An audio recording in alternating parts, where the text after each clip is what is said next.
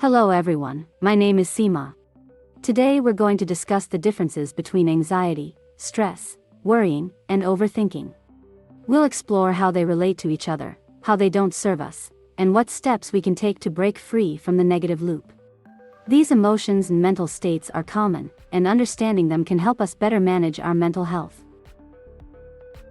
Stress is a state of mental strain or tension that occurs when we face challenging and demanding circumstances.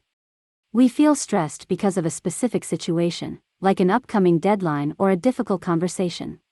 Once the situation is resolved, the stress typically fades away.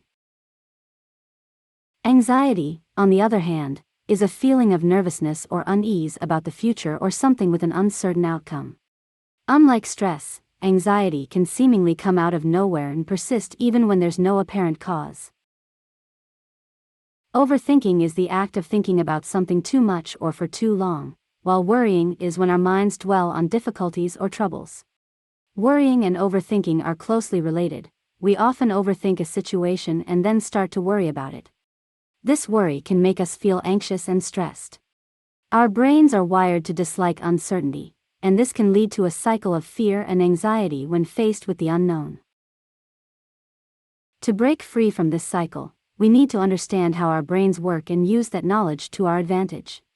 When faced with uncertainty, our brains go into information gathering or problem-solving mode. If we can't resolve the problem in the present moment, our brains can get stuck in an overthinking or worry loop. This is where we need to take action.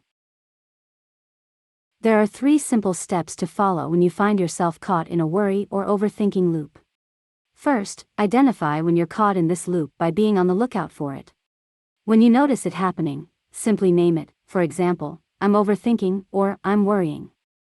This helps you become aware of what's happening and takes you out of autopilot mode. Second, when you're aware of your overthinking or worrying, check to see what the result of this behavior is.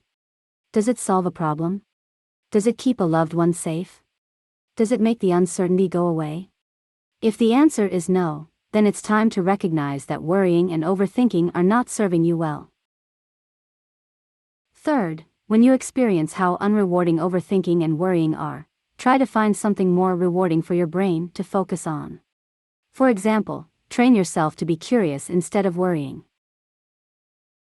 Curiosity feels better and can help you approach uncertainty in a different way. When we cultivate curiosity, we find that it has the ability to conquer fear in ways that bravery alone cannot. James Stevens beautifully expressed this when he said, "Curiosity will conquer fear even more than bravery will." This quote reminds us that curiosity can lead us to new discoveries, broaden our perspectives, and ultimately overcome the limitations of fear.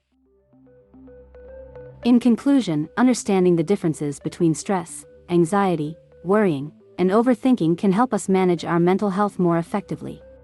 Step 1. Remember to identify when you're caught in a worry or overthinking loop. Step 2. Recognize how it's not serving you. And Step 3. Find a more rewarding alternative.